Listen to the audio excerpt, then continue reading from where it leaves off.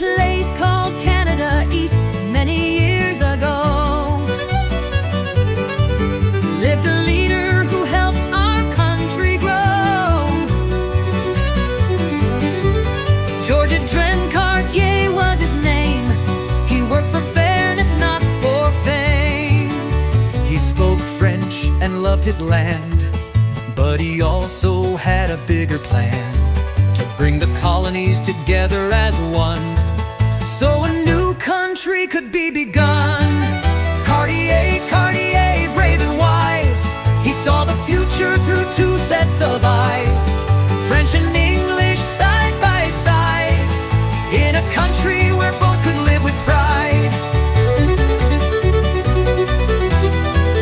At meetings he made a strong case. French Canadians must keep their place. Their language, schools, and culture too should be protected in something new. He worked with John A. Macdonald then. Together they met with other men. They planned Confederation Day and helped to shape Canada in a fair way. Cartier, Cartier, brave and wise, he saw the future through two sets of eyes, French and English side by side, in a country where both could live with pride.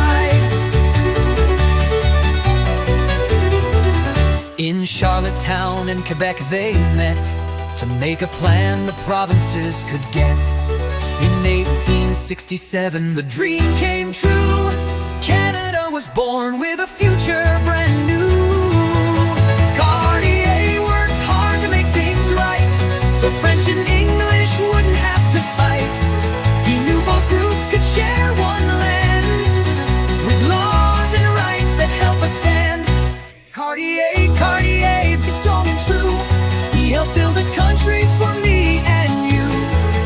Thanks to him both voices belong, and that's what makes our country strong.